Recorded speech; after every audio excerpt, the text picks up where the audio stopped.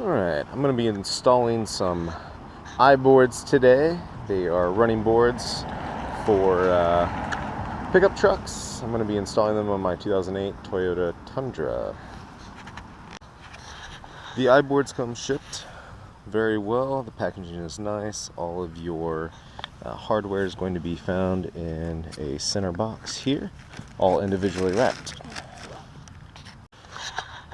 After opening the individual mount brackets, I found that all of my driver's side brackets were in the green packaging and all the passenger were in the clear. So it was great attention to detail on the iBoard's manufacturer's part. The contents of the hardware packaging come with two different sizes of washers. We have lock washers and we have nylon locking nuts. We also have bolts for the for mounting our running boards to our running board brackets, and we have bolts that bracket the or bolt the brackets to the bottom of the truck. They are grade 8 hardware, so that's nice. To install the iBoards, you're going to start from the front of the vehicle and work your way to the rear by mounting the brackets first and then mounting the floorboards to the bracket. I'm going to show you underneath here where the brackets get attached. Hopefully you can see this all right. So at the very front, just behind the wheel well here, you'll find this bolt here, and then this bolt hole here. This will be for the this is on the passenger side, but this will be the passenger side front. To remove the truck hardware, you'll need a 12mm drive. Okay, to remove the factory hardware, I'm going to be using my air impact with a 12mm socket drive on it. It's a 2008 and it's 2017, so, or it's 2018 now. And so it'll I'm sure be pretty well secured on there after 10 years. So there we go, in and out like so. So in installing the passenger side front bracket, you'll find that each bracket is labeled with a 2-letter designation, P being passenger, F being front. Likewise on the driver's side, it would be DF. For middle, DC for driver center, PC for passenger center, and then of course passenger rear and driver's rear. You'll find that the brackets do sit in the curvature of the frame quite well, and what I'll do, get this set up right, there we go.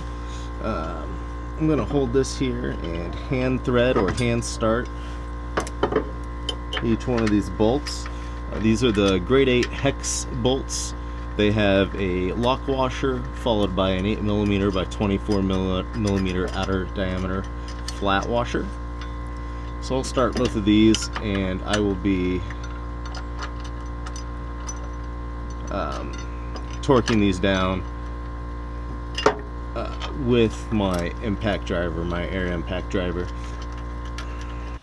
Alright, we have since installed the passenger front bracket on the closest bolt holes to the front wheel well. For the secondary one, or the center bracket, we will be coming to the second set of bolts that are located in the frame rail, or the pinch seam, if you will, and we'll be removing these and putting the center bracket here, and then we'll be coming all the way down, bypassing the third set, and then going to the fourth set, removing these for the rear bracket. Once you've installed the brackets, this is essentially what the spacing should look like. A little bit more space for the third. This is before attaching the running board itself.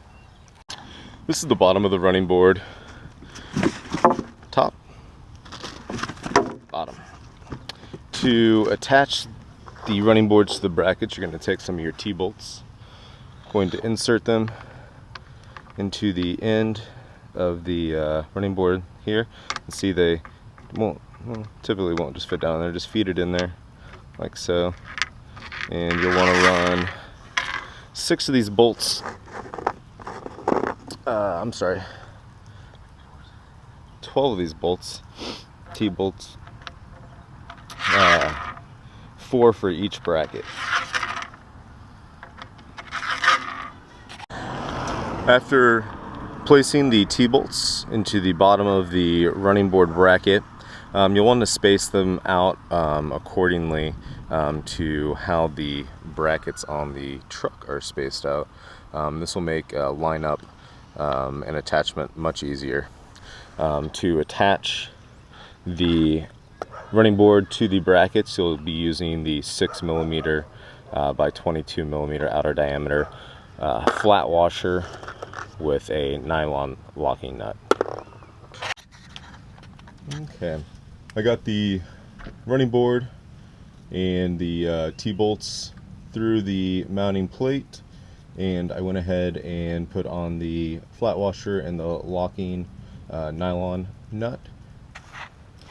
Before tightening the nylon lock nut on the bottom of the iBoard, I would recommend hand tightening them and on all locations, and then furthermore lining up your board for how far back or how far forward or out you would prefer it before locking anything in place. Okay, after attempting to tighten a couple of the bolts that attach the running board to the bracket, I originally said that it was a 3/8 drive. It is not. It is a 10mm drive. So after getting them lined up where I wanted them, both in and out and front to back, this is what we came up with. I think they look good and seem to be rather sturdy. Give you a little test here. Unlock the vehicle and tell you what, I'll set this right here and you can watch flex or whatever else may occur.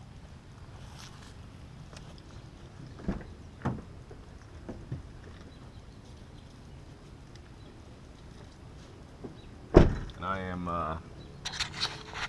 just shy of 200 pounds. Well, that's the iBoard installation.